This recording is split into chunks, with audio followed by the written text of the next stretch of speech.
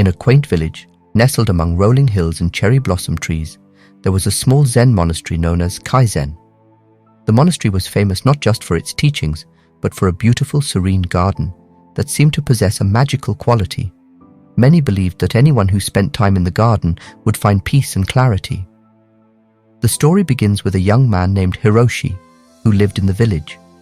Hiroshi was known for his restless spirit and a heart burdened with worries. No matter how hard he tried, he couldn't find happiness or peace. He worried about his future, his family, and the troubles of the world. His heart felt heavy, and his mind never ceased to race. One day, an old friend visited Hiroshi and noticed his troubled demeanor. "Hiroshi," the friend said, "I have heard of a place where you might find solace. It is the garden of the Kaizen monastery. Many have found peace there. Why don't you visit?" Skeptical but desperate, Hiroshi decided to go. He approached the monastery and was greeted by an elderly monk named Master Zenji, who was the guardian of the garden.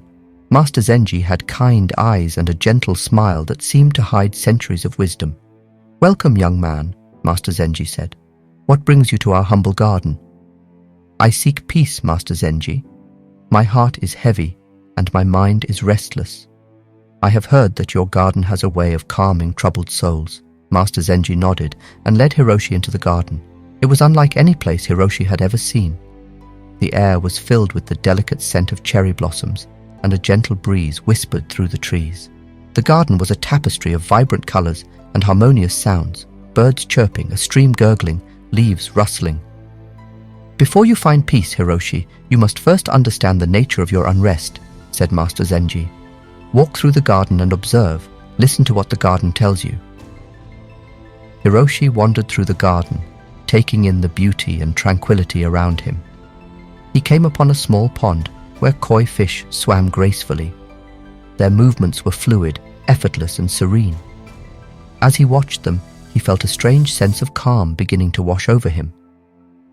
"These fish," he thought, "they are not troubled by thoughts of the future or regrets of the past. They live in the present moment." As he continued his walk, he saw a bamboo grove swaying gently in the wind.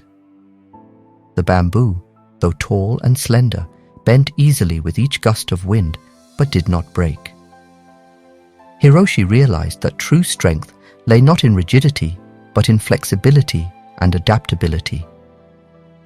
The bamboo teaches us to be resilient and flexible in the face of life's challenges, he mused. Hiroshi then came to a stone path that meandered through a Zen rock garden. The stones were meticulously arranged in patterns that seemed random, but held a deeper order and harmony.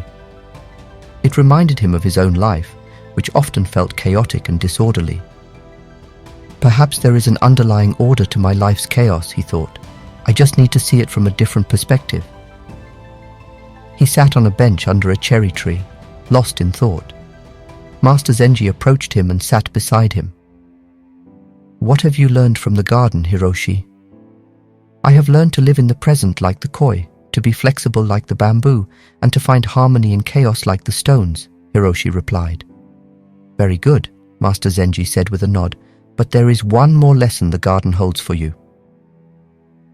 Master Zenji led Hiroshi to the center of the garden, where an old, gnarled tree stood.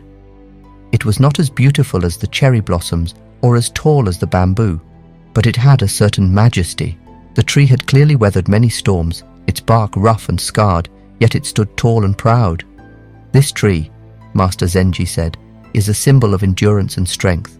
It has faced many hardships, but it has not been defeated. It has grown strong through adversity." Hiroshi touched the rough bark of the tree and felt a surge of understanding. Life was not meant to be free of difficulties. It was through facing and overcoming challenges that one grew stronger and wiser. "Master Zenji," Hiroshi said, "I understand now. Peace and positivity come not from avoiding life's challenges, but from embracing them and learning from them. It is our attitude towards these challenges that shapes our experience." Master Zenji smiled. "You have found the key, Hiroshi. The garden has taught you well. Remember, the mind is like a garden. It can grow flowers or weeds. Tend to it carefully, and it will flourish." Hiroshi bowed deeply to Master Zenji and left the garden with a lighter heart and a clearer mind. From that day forward, whenever he felt overwhelmed, he would recall the lessons of the garden, the koi, the bamboo, the stones, and the old tree. He learned to live in the moment, to be flexible and resilient, to find order in chaos, and to embrace challenges as opportunities for growth. Years passed, and Hiroshi became known in the village not as the restless, worried man he once was, but as a beacon of calm and positivity. People often came to him for advice, and he would share the wisdom he had gained from the Zen garden. One day, a young woman named Aiko came to Hiroshi. She was troubled and anxious, much like he had been years ago. "Hiroshi," she said, "I have heard of your wisdom. Can you help me find peace?" Hiroshi smiled gently and said, "Come with me to the Kaizen monastery. There is a garden there that holds many answers." He led Aiko to the garden, where Master Zenji, now even older but still wise and kind, welcomed them. "Master Zenji," Hiroshi said, "this young woman seeks peace. May she learn from the garden as I once did?" Master Zenji nodded and took Aiko's hand. "Welcome, my dear. Walk through the garden and listen to what it tells you." As Aiko wandered through the garden, Hiroshi sat under the old tree, reflecting on his journey.